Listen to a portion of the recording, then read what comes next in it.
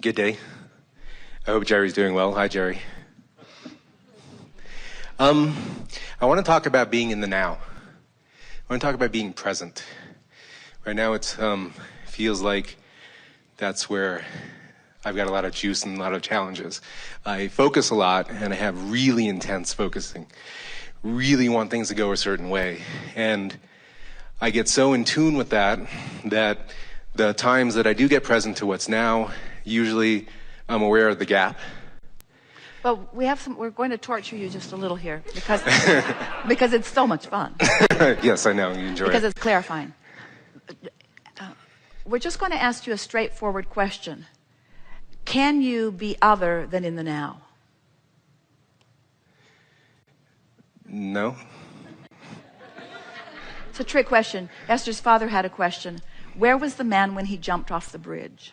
And Esther would say, on the bridge, and her father would say, that was before he jumped. And Esther would say, in the air, and her father would say, that was after he jumped.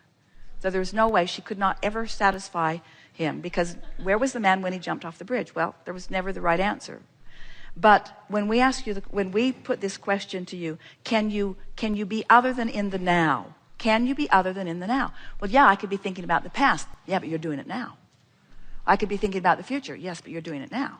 I could be focused on what's happening in the room. Yes, but you're doing it now. In other words, you can never have a conscious moment that you are not experiencing the junction of where you meet you. And that's what now is. Now is not so much about time passing. Now is your point of focus. But what we want to emphasize in this conversation about now is that there are two potential aspects of you that are rendezvousing now. And that's really what you're getting at. Now, am I letting most of me be present in the now? How much of me is present in the now? Am I pinching most of me off because I'm criticizing or pushing against or afraid of something? Or am I allowing full presence in the now? That's the way we want to have the now conversation. How am I doing now in relationship to the fullness? Because there's always something manifesting. Because you can't, in other words, you could knock yourself unconscious and your now could be different. But in a conscious moment, aren't you having a now experience? Aren't there people beside you and in front of you and behind you? And isn't this room what it is? And aren't you hearing this voice? And isn't the temperature what it is? And aren't you interested to some degree in the conversation? You can't get away from now. You cannot stop being present in the now. But you can deprive yourself of most of you in the now, or you can allow most of you in the now. And depending upon which way you're playing that's what's at the heart of what you're getting at here. It is, yes. Because that presence, the experience having the most of me in the now. So let's talk about presence. We like the word you're introducing here. Mm-hmm. So I can be in my physical body and be present in my now and be complaining about something or worried about something or focused upon something, wanted or unwanted. But I can be present in the now and depriving myself of the involvement or the full presence of broader perspective. Our friend just said, I know stuff when I'm in the vortex. You know what she's saying? She's saying the larger part of me has knowledge that I usually deprive myself of. But when I'm in the vortex, I allow the fuller presence of the whole of me, so I have a fuller experience. People sometimes will say to Esther, nice of you to sacrifice yourself and allow Abraham to use your body as much as you do. And Esther will say, there's no sacrifice because it's an adding to the presence of that which is me. In other words, I'm not being deprived of this experience. It's an enhancing of this experience. Esther is present, but Abraham is present. And when Abraham is present with Esther, Esther is having a much fuller, more delicious experience, you see, in the now, in the now, in the now. Yeah, and it's that juice of that presence in the now that I'm looking for more of. Well, let's use different words, though. Those are fine words, but let's make them more meaningful. I'm looking for the allowance, my allowance, of a larger part of the presence of me to be focused in this moment. So if I criticize something, I disallow the presence because my inner being, like Esther's, is not going to come out of the vortex and join me in my criticism. So if I want the fullness of who I am, I must tune myself to appreciation and to love, to things that are interesting. I must feel worthiness. I must know the wholeness of who I am. I must conceptually understand who I am, where I came from. I must understand the vortex. I must be pretty good at paying attention to the way I feel and guiding myself because of the way I feel. I must care about how I feel. I must deliberately find thoughts that allow the fullness of who I am. When you feel an emptiness that you might call fear, you're not afraid of what you think you're afraid of. The fear is you've used whatever you're thinking about as a reason to deprive yourself in the now of the fullness of who you are. Isn't that good to know? Oh no, Abraham, I feel this way because I was thinking that thought, and that thought is a horrible thought. And we say, that's all part of the story, and that may be true, but you don't feel bad because you're thinking that thought. You feel bad because you're focused away from the full presence of the real presence of who you really are and what's in the vortex and what you really want, and you're depriving yourself of the manifestation of what you want. And in the absence of light, there's darkness. In the absence of wellness, there's sickness. In the absence of clarity, there's confusion. In other words, are you getting it? What are you allowing? It's all about, everything is about what's in the vortex and how much of what's in the vortex that you're allowing right now. That's it. That's what the whole deliberate creative conversation or allowing or surrendering or law of attraction or spiritual conversation is about. How much of the real presence of who I am I allowing right now by the thought that I've chosen to think?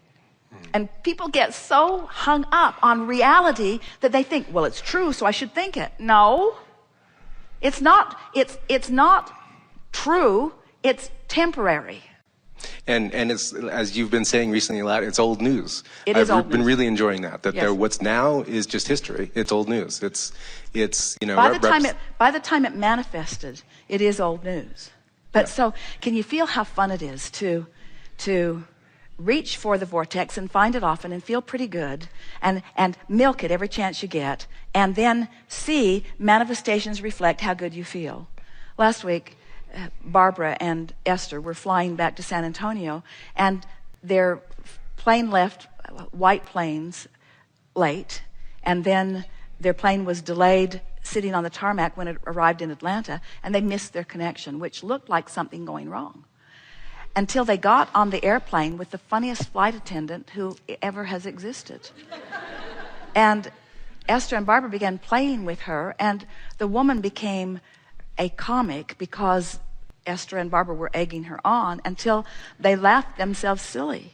And they were in the first class cabin, and there were very few people around, and most of the people around were not having any of it because it was just too silly. We are certain that they thought Esther and Barbara were drunk. They were not. And the flight attendant too. And then the flight attendant announced that they keep giving her drug and alcohol testing because she's just too happy. And she keeps passing it, and she had said that she was on a diet. She'd lost 12 pounds suddenly, and Esther thought, well, that could be a little bit of a problem. Your electrolytes might be out of whack.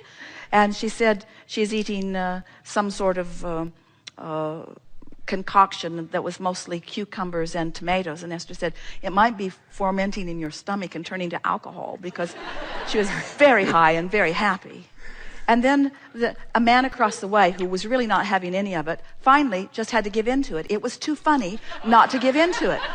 It was just too funny. The flight attendants would come up and tell this main flight attendant things that were going on in the back of the airplane, and then she would announce it to Esther and Barbara like they should be in the know of this.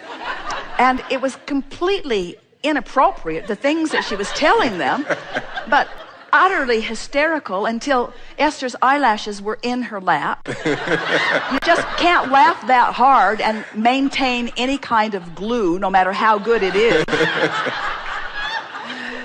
And then the man across the way finally got involved in it too, and now it is time to land the plane, and this flight attendant is so involved in her entertainment that she has not made any of the announcements.